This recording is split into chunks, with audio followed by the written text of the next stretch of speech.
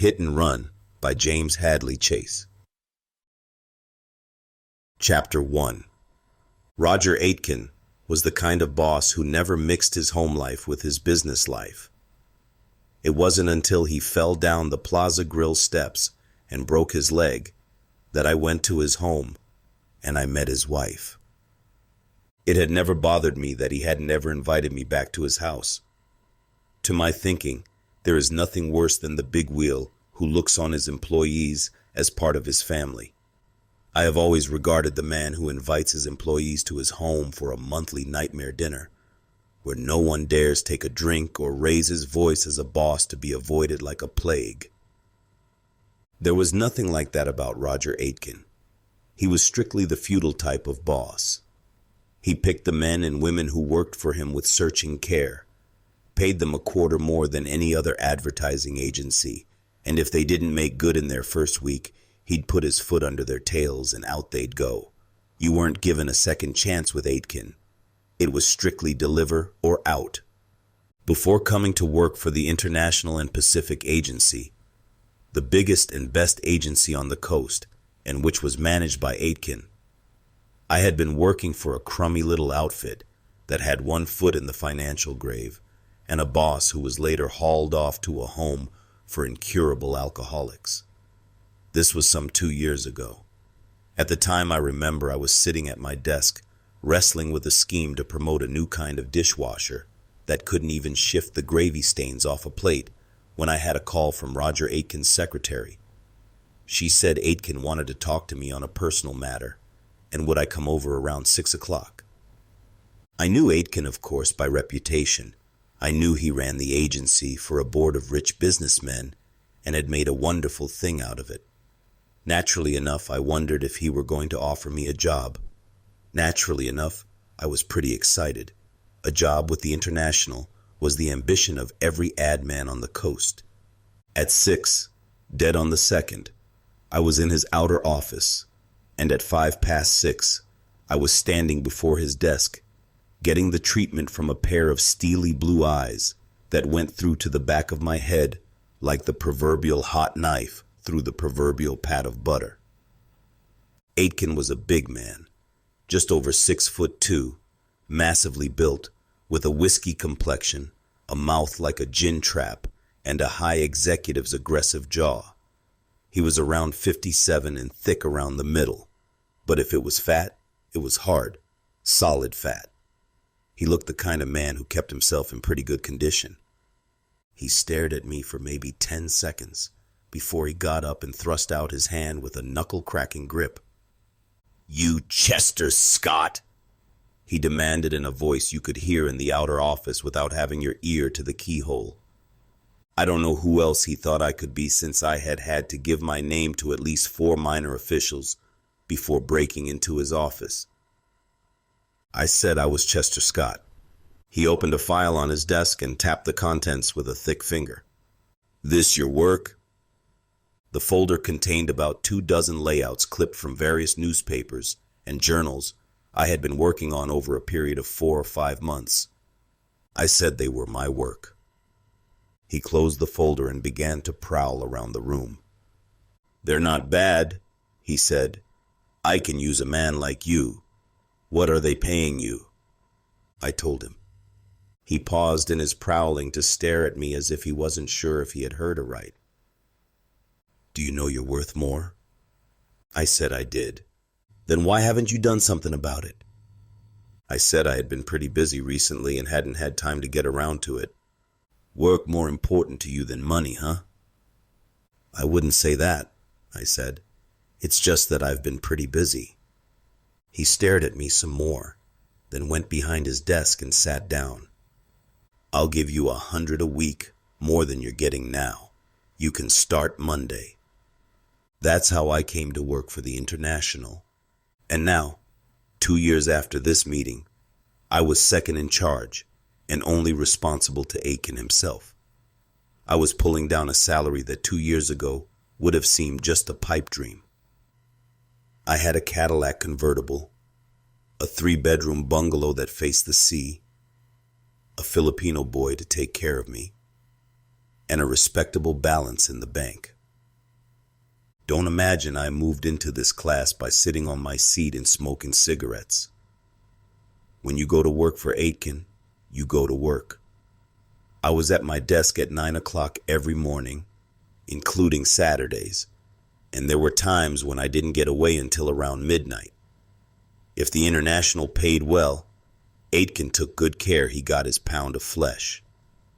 I don't think I have ever worked so hard, but I enjoyed it, and I had a good team working with me.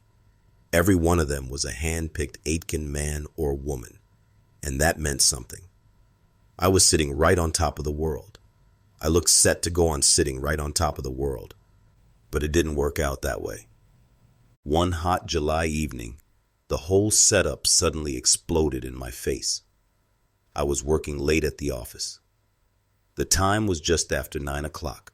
Only Pat Hennessy, my secretary, and Joe Fellows, my layout artist, were with me. The rest of the staff had gone home. We were working on a promotion scheme to put over a new toilet soap. It was a big job, with a TV hookup and a $2 million allocation. Fellows was showing me some pulls of the ad he intended to run in the weeklies. Good stuff, and Pat and I were chewing the rag about it when the telephone bell on Pat's desk came alive. She went over and lifted the receiver. Pat was a lovely-looking girl, tall and long-legged with honey-color hair, big blue eyes, and a complexion that looked too good to be real, but was. She was around 26 and as sharp as a razor. She and I worked as a team. Without her to nudge my memory, I would have been hard-pressed to keep pace with the stuff Aitken kept piling into my lap. I didn't pay any attention to what she was saying on the telephone. Joe and I were altering one of his layouts. I wasn't too satisfied with the girl he was using as a model. "Look, Joe, if a girl had a bosom like this in real life," I said, "she'd get it caught in the first revolving door she tried to go through." "That's the idea," Joe said with his direct simplicity. "That's exactly what I want to convey. I want the fellas, as soon as they see this ad, to ask themselves what a dame like this one does when she gets to a revolving door. It's a psychological drawing." I threw the layout at him, but that didn't stop me from laughing. Then Pat hung up and said in her quiet, calm voice, "Mr. Aitken has broken his leg." "Now, if you had said he had broken his neck," Joe began, then broke off to gape. "You kidding?" Pat looked at me. "That was Mr. Aitken's housekeeper," she said. "Mr. Aitken slipped on the steps of the Plaza Grill. He has broken his leg." "That's just like R.A.," Joe said unfeelingly. "Trust him to break his leg somewhere high-toned. Did she say which leg?" "Will you shut up, Joe?" I said. To Pat, "Where is he? In hospital?" "They took him home. He wants you. The housekeeper said for you to go right on over." It was then I realized I didn't even know where Aitken lived. "Where do I find him?" I asked, getting to my feet. "He has a little shack out on Palm Boulevard," Joe said with a cynical smile. "A 24-bedroom job with a lounge big enough to serve as a bus garage. Just a throwaway, a weekend cabin." I ignored him, looking at Pat. "The Gables, Palm Boulevard," she said briskly. "Third house up on the right." She began to open drawers and files, taking out papers and dumping them in a folder. "What are you up to?" I asked, staring at her. "You may need these. I can't imagine R.A. wants to see you so you can hold his hand. There's a board meeting tomorrow. You'll have to handle it. He'll want to see all the papers. And here they are." And she thrust the folder at me. "But he's broken his leg. He won't want to talk business. He'll be in pain. Maybe they'll have given him a shot by now." "I'd take them, Ches," Pat said seriously. "You could need them." And as it turned out, she was right. I did need them. The Gables was a vast house, standing in a 2-acre garden, with a view over the sea and the distant hills. I wouldn't have said it had 24 bedrooms, but it had at least 10. It was a nice house, the kind of house I would have liked to have owned, the kind of house your friends would have to admire, even if they secretly hated you. There was a fair-sized swimming pool to the left of the house, and a 4-car garage which housed R.A.'s Bentley, a Cadillac Tourer, a Buick estate wagon, and TR2 runabout. The garden, a mass of rose trees, begonias, petunias, and such like, was floodlit. The swimming pool was floodlit too, and looked lonely as I drove up the sanded drive. It was the kind of pool that would only look its best when dressed with bikini-clad beauties. I was slightly stunned by this affluence. I knew R.A. was a big wheel, but I had no idea his earnings could run to a show this big and this lavish. I left my car, toiled up 20 marble steps that led to the front door, and rang the bell. There was the usual short delay before the door opened, and a tall, fat man wearing an English butler's outfit raised white eyebrows at me. I learned later his name was Watkins, and he had been imported from England at a considerable cost. "I'm Chester Scott," I said. "Mr. Aitken is expecting me." "Yes, sir. Will you step this way?" I followed him through a large hall, down some stairs, and into a room R.A. obviously used as his workroom. There was a desk, a dictaphone, 4 lounging chairs, a radio, and about 2,000 books lining the walls. "How is he?" I asked, as Watkins turned on the lights and made ready to fold his tent and steal away into the distant spaces of the house. "As comfortable as can be expected, sir," he told me in a voice a mortician would have envied. "If you will wait a few minutes, I will tell him you have arrived." He went away, and I took a turn around the room, staring at the book titles. After a while, Watkins came back. "Mr. Aitken will see you now." Clutching the bulky folder Pat had forced onto me, I followed him along a passage and into an elevator that hauled us up 2 stories. We walked across a fair-sized landing to a door. Watkins rapped, turned the handle, and stood aside. "Mr. Scott, sir." Aitken was lying in a single divan type of bed. The room was large and 100% masculine. The drapes were drawn back from the big window that looked on to the moonlit sea. Aitken looked as he always looked, except it seemed odd to find him lying down instead of standing up. He had a cigar between his teeth, and there were papers strewn over the bedspread. A bedside lamp made a pool of light around him. The rest of the room was in shadows. "Come in, Scott," he said, and I could tell by the rasp in his voice that he was pretty testy. "This is something, isn't it? Pull up a chair. I'm going to make some fool pay for this. I've sent my attorney down to take a look at those steps. They're a damn death trap. I'm going to sue the ears off them for this, but that doesn't mend my leg." I pulled up a chair near him and sat down. I started to express my sympathy, but he brushed that aside. "Save it," he said irritably. "Talking about it won't do any good.